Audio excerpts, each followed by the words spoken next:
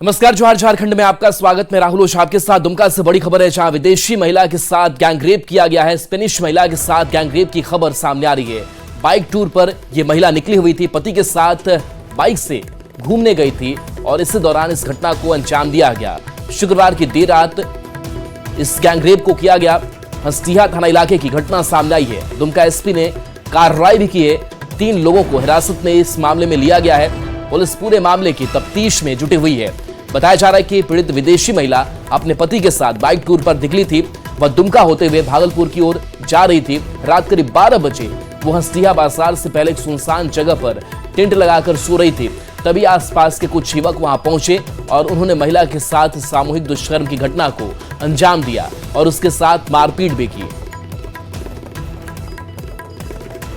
तो ये खबर सामने आ रही है, जहां पर सामूहिक दुष्कर्म का आरोप लगा है। विदेशी महिला के साथ गैंगरेप की बात सामने आ रही है। बताया जा रहा है कि यह महिला अपने पति के साथ बाइक टूर पर निकली थी। नीतीश हमारे साथ संवाददाता जुड़े हैं। नीतीश, क्या पूरी घटनाक्रम सामने आई है? रेप की बात सामने आ रही है। जी, आपको बता दूं कि यह घटना जो है दुमका के हल्दिया थाना क्षेत्र के कुरमा हाट में घटी है, जहां पर स्पेनिश महिला जो अपने पति के साथ भारत भ्रमण पर निकली हुई थी, वही दुमका से ये भागलपुर की ओर जा रही थी। इसी दौरान जब देर रात होती है तो वो ठहरने के लिए जो है हल्दिया थाना क्षेत्र के कुरमा हाट के एक मैदान में वो रुकती है, जहां पर देर रात कुछ उस वक्त देर रात में कुछ वहां के लोग पहुंचते हैं और गैंगरेप की घटना को अंजाम देते हैं। हालांकि गैंगरेप के बाद जो है पुलिस को जब इसकी सूचना पता चलती है तो दुमका एसपी वहां पर घटनास्थल पर पहुंचते हैं और जायजा लेते हैं। फिलहाल जो है महिला को वहां सरैया हाट सामुदायिक स्वास्थ्य केंद्र से दुमका के पीजीएमसीएच लाया जा रहा है। पूरे मामले पर जो है दुमका एसपी अभी बने हुए हैं, लेकिन कुछ जो दुमका पुलिस है इसमें कुछ भी कहने से फिलहाल जो है वो कतरा रही है। आधिकारिक तौर पर कुछ भी पुष्टि करने से वो अभी बच रही है। आपको बता दें कि इस मामले में जो है 3 लोग जो है आरोपी को हिरासत में लिया गया है और इसकी संख्या जो है फिलहाल और भी बढ़ सकती है। जी, चलिए, शुक्रिया नीतीश इस अपडेट के लिए आपका। खबर साहिबगंज से, जहां राधानगर थाना क्षेत्र के कटलबाड़ी न्याटोला में खाना पकाने के दौरान आग लगने से घर जलकर खाक हो गया। इससे काफी संपत्ति का नुकसान भी हुआ है। वहीं आग लगने के बाद गांव में अफरा तफरी का माहौल बन गया। बताया जा रहा है कि खाना पकाने के दौरान गौरांग मंडल के घर में आग लग गई थी, जिसे देखकर तुरंत ही आसपास से लोग इकट्ठा हो गए और पानी का छिड़काव कर तुरंत आग पर काबू पा लिया। लेकिन तब तक घर और घर में रखा सारा सामान जलकर खाक हो चुका था। खबर धनबाद से, जहां बीती रात धनबाद के सबसे बड़े सरकारी अस्पताल एसएनएमसीएच के डायलिसिस विभाग में भीषण आग लग गई। रात लगभग 10:30 बजे भीषण आगलगी की घटना हुई। देखते ही देखते आग ने विकराल रूप ले लिया। मरीज और उनके परिजनों ने भागकर अपनी जान बचाई। डायलिसिस विभाग के बगल में जनरल विभाग और बच्चों का वार्ड है, जहां से सुरक्षित बच्चों को निकाला गया। बाद में दमकल की टीम ने आग पर कड़ी मशक्कत के बाद काबू पाया। वही आग लग गई, जिसके चलते हम लोग बाहर बैठे हैं। तो जिस समय आग लगी उस समय क्या आप वार्ड में थे कि बाहर थे? वार्ड में थे, हम लोग सो गए थे। तो बहुत लोग इधर से हल्ला हो रहा है, झगड़ा हो रहा है, तो लोग बोले कि नहीं भाई पीयू के लग आप लोग भाग कर भी बाहर आ गए क्या? तो लोग बहुत लोग गया, शीशा फोड़ने लगा कि आप लोग निकल क्यों नहीं रहे, निकल क्यों नहीं रहे। कौन ही बोल रहा था? जो बचाया उस लोग वही लोग जाके बोला, तो भरोसा हुआ कि कोई आज किस वार्ड में थे आप? कौन वार्ड है, नहीं जनरल वार्ड में थे। इसी लाइन में जो लाइन कटा हुआ है। कितना मरीज आप लोग बाहर निकले? हम लोग लगभग 10-20 आदमी थे। यहाँ पे माँ मेरी एडमिट है, घुटना का ऑपरेशन हो रहा था, कल ही घुटना का ऑपरेशन है। तो जिस समय आग लगी घटना उस समय कहाँ थे? हम लोग अपना वार्ड में थे, रूम में थे, अपने मरीज के साथ थे? मरीज के साथ थे। जब आग लगी तो आप लोग क्या किए फिर? आग लगे जैसे ही अफरा तफरी मचा, तब हम लोग अपना जान बचा के भागे किसी तरह। आग लगने की सूचना मिला कि पीएमसीएच में आग लग गई है और आग लग सूचना पाकर तुरंत 5 टेंडर लेकर 4 टेंडर लेकर 5 टेंडर लेकर के घटना पर तुरंत फौरन पहुंचे। तत्काल स्थिति में यहाँ देखे आग बहुत काफ़ी बढ़ा हुआ था और तुरंत सभी गाड़ी को अपना पॉइंट आउट करवाने शुरू कर दिया, आग बुझाने शुरू कर दिया। बाकी आदमी को पता चला कि आदमी फंसे हुए हैं अंदर। तुरंत ऊपर गए, 2 ताला, प्रथम तल पर, सेकेंड तल पर वहाँ पहुँच करके देखे बच्चा सब है वेंटिलेशन में था, ऑक्सीजन में था, उसको सब बाहर निकलवाए। तत्काल आग पर काबू पाया गया। पुलिस प्रशासन एवं अस्पताल प्रशासन के सहयोग से आग किस कारण से लगी इसकी जांच की जा रही है। फिलहाल किसी तरह की कोई गलती की कोई सूचना प्राप्त नहीं हुई है। पुलिस लगी हुई है, आगे कार्रवाई की जा रही है। रांची से बड़ी खबर है, जहां रांची में टीएसपीसी की धमक देखने को मिली है। सांगा गांव में उग्रवादियों ने दस्तक दे दी है। 2 गाड़ी को आग के हवाले किया गया है। उग्रवादियों ने मजदूरों को पीटा भी है। पिठोरिया थाना इलाके की घटना है। पुलिस की टीम मामले की जांच कर रही है। तो सांगा गांव में दस्तक उग्रवादियों की टीएसपीसी की धमक देखने को मिली है। उग्रवादियों ने दस्तक दी है। 2 गाड़ी को उग्रवादियों ने आग के हवाले कर दिया। उग्रवादियों ने मजदूरों को पीटा भी है। पिठोरिया थाना इलाके की घटना सामने आई है। वहीं पुलिस की टीम इस पूरे मामले को लेकर जांच कर रही है।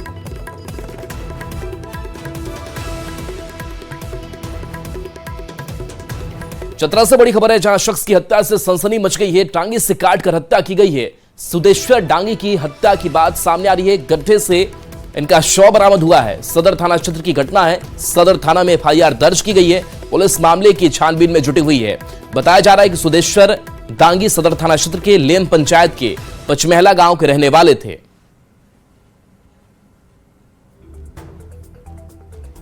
मेरे ही गांव के सुदेश्वर डांगी, सुबह हमको पता चला, फोन पे आया कि सुदेश्वर डांगी 3 बजे पानी पटाने के लिए अपने खेत में गया हुआ था और उसके बाद से फिर वो घर नहीं आया।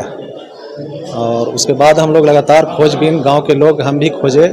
उसके बाद ला के सनहा हम लोग दर्ज करवा रहे थे, मोबाइल ट्रेस के लिए निकलवा रहे थे। इसी बीच खोजते खोजते लगभग 2 बजे 2:30 बजे पता चला कि मेरे ही गांव के ½ किलोमीटर पर वहां झाड़ी में टांगी उंगली से मार के फेंका हुआ था। हम पेट्रोल पंप जौन बीघा में काम करते हैं। पापा रात को 3 बजे खेत पटाने के लिए गए थे और सुबह तक वापस घर नहीं आए। तो हम लोग गए देखने के लिए, तो पापा वहां नहीं थे। उसके बाद हम लोग छानबीन करने लगे तो 2 बजे के करीब हम लोग को पता चला कि भौजिया के एक तालाब है, वहां उनको मार करके टांगे से फेंक दिया गया है।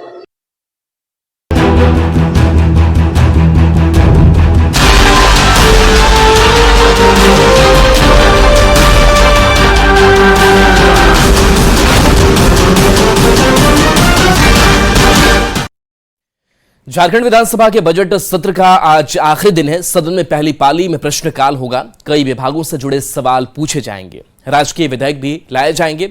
राजकीय कार्य से संबंधित कार्यवाही होनी है। आपको बता दें कि कई विभागों से जुड़े सवाल पूछे जाएंगे। वाणिज्य कर विभाग से संबंधित सवाल होंगे। इसके साथ साथ सूचना एवं जनसंपर्क विभाग से संबंधित सवाल पूछे जाएंगे। खाने और भूतत्व से संबंधित सवाल पूछे जाएंगे। इसके साथ साथ पेयजल एवं स्वच्छता विभाग, ऊर्जा विभाग से जुड़े हुए सवाल होंगे। इस खबर पर और अधिक जानकारी दे रहे हैं रांची संवाददाता निरंजन सिंह।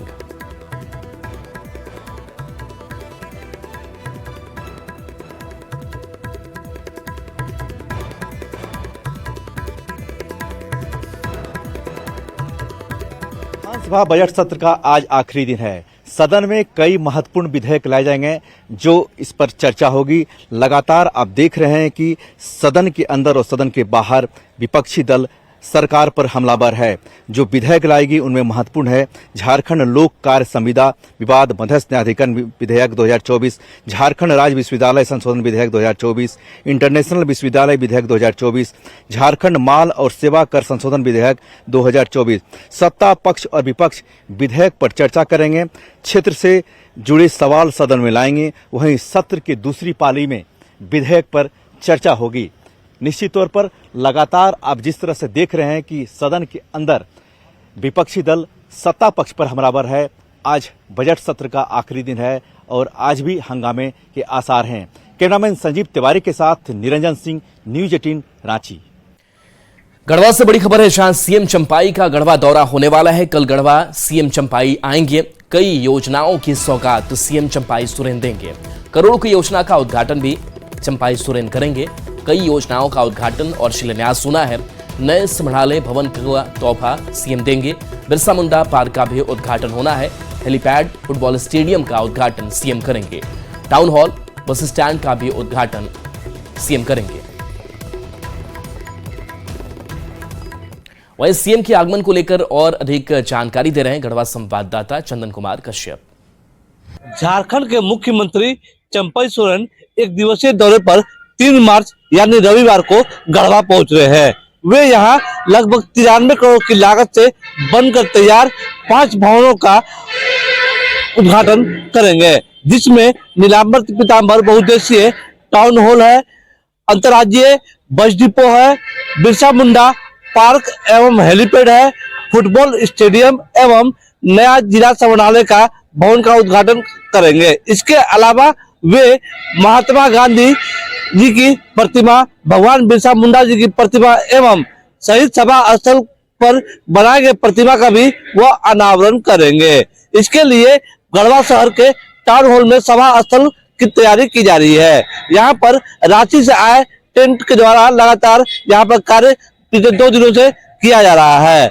गढ़वा शहर को सुरक्षित करने के लिए जब मुख्यमंत्री आएंगे तो उसके लिए लगभग 500 जवानों को लगाया गया है, ताकि सुरक्षा के पुख्ता इंतजाम किया जा सके। गढ़वा जिले में यह कार्यक्रम को लेकर काफी उत्साह देखा जा रहा है। गढ़वा शहर को पूरे पोस्टर एवं बैनर से पाट दिया गया है। बात करें बिरसा मुंडा हेलीपैड एवं पार्क की, तो वह काफी भयावह दिख रही है। वहां पर हेलीपैड की व्यवस्था है, भगवान बिरसा मुंडा की प्रतिमा का जो पहली बार गढ़वा जिले में लगाया गया है, इसका अनावरण किया जा रहा है। वहां पर टहलने के लिए लोगों को वॉकिंग बनाया गया है, पार्क बनाया गया है, ओपन जिम बनाया गया है और बच्चों के मनोरंजन के लिए खेल बनाया गया है। कई तरह के खेल उपकरण लगाए गए हैं। वहीं MP3 का भी व्यवस्था ओपन किया गया है। चंदन कश्यप, न्यूज 18 गढ़वा। केंद्रीय कृषि एवं किसान कल्याण मंत्री अर्जुन मुंडा हजारीबाग के गौरैया कर्मा स्थित भारतीय कृषि अनुसंधान संस्थान में कृषि गोष्ठी और उद्घाटन समारोह में शामिल हुए। इस दौरान अर्जुन मुंडा ने विभाग के पदाधिकारियों के साथ गर्ल्स और बॉयज हॉस्टल का उद्घाटन भी किया। यहाँ कुछ नहीं था और 9 वर्षों में आपके सामने यहाँ गौरैया कर्मा में और खैरौन गांव में इतनी बड़ी ये संस्थान खड़ी हो गई है। इतने विद्यार्थी देश भर से आ रहे हैं और मुझे पूरा भरोसा है कि इस अनुसंधान संस्था से ना सिर्फ हजारीबाग का कल्याण होगा, ना सिर्फ झारखंड का कल्याण होगा, ना सिर्फ पूर्वी भारत का कल्याण होगा, लेकिन पूरे भारत का कल्याण यही गौरैया कर्मा से और खैरौन से होने वाला है, इसी संस्थान के द्वारा होने वाला है। कि माननीय प्रधानमंत्री 28 जून 2015 को यहां पर आए और इसका शिलान्यास उन्होंने किया था। जो इस समय देश की राष्ट्रपति है महामहिम द्रौपदी मुर्मू जी, उस समय इस प्रदेश की गवर्नर थी, वो यहां पर उपस्थित थे और माननीय प्रधानमंत्री जी ने इसका शिलान्यास किया। और शिलान्यास करने के बाद आप देख रहे हैं परिसर में कि यहां से साइंटिस्ट पैदा हो। आजसू प्रमुख सुदेश महतो ने पूर्व की हेमंत सरकार और वर्तमान की चंपाई सरकार पर हमला करते हुए कहा कि सरकार वादा करके आई थी हर साल 5 लाख लोगों को रोजगार देगी, 4 साल में 20 लाख लोगों को रोजगार देना चाहिए था, लेकिन सरकार 10,000 का भी आंकड़ा पार नहीं कर पाई है। जिस सरकार ये वादा करके आई थी कि मैं डायरेक्ट इनडायरेक्ट, मैं ये नहीं कह रहा हूँ, मैं इसको परिणत भी नहीं कर रहा हूँ, जिसने साल में 5 लाख लोगों को रोजगार देने का, मैं ये 4.5 साल के बाद भी कुछ महीने बीत गए, मैं उसको ना गिनूं, लेकिन 4 साल का तो पूरा हिसाब होना चाहिए। 4 साल में 20 लाख नौकरी देने का वादा करके आने वाली सरकार, मैंने कहा कि 10,000 का आंकड़ा पार नहीं कर पाई है, जिसमें आज भी सरकारी जो पद खाली हैं, सृजित पद खाली हैं, वो 2,48,000 पद खाली हैं, जिसपे नियुक्ति केवल मात्र करनी है। सरकार ने वो प्रक्रिया को भी पूरा कर नहीं पाई। मैं इसीलिए कह रहा हूँ कि ये युद्ध के विरोधी है और जो भी परीक्षाएं आई, जो परीक्षा हुआ, आपने उसके हाल को भी देखा है कि बेचने की आदत जो लत लगी है इसके साथ, उस लत को उन्होंने स्टूडेंट की नौकरी बेचने तक में सीमित कर दिया। आपके समय में आजसू प्रमुख सुदेश महतो ने हेमंत और चंपाई सोरेन पर आरोप लगाया कि प्रत्येक साल 5 लाख लोगों को नौकरी देने का वादा किए थे, लेकिन वह वादा पूरा नहीं कर पाए। इस पर जेएमएम ने प्रतिक्रिया व्यक्त करते हुए कहा कि आजसू बीजेपी की पिछलग्गू पार्टी है, सरकार ने काफी नौकरी देने का काम किया है। वो झूठ बोलते हैं। भारतीय झूठा पार्टी के लोग झूठ के सिवा कुछ नहीं बोलते। हमने कितनों को नौकरी दिया, आंकड़े उपलब्ध हैं, देखा जा सकता है। परंतु हमारी जो कमिटमेंट थी, हम जो वादा करके आए थे, 2 साल कोरोना के बावजूद हमने बेहतर प्रयास किया। पहली बार 4 जेपीएससी एक साथ परीक्षा ली गई। पिछली सरकार जो हाथी उड़ाने वाली सरकार थी, एक भी जेपीएससी की परीक्षा नहीं ले पाई।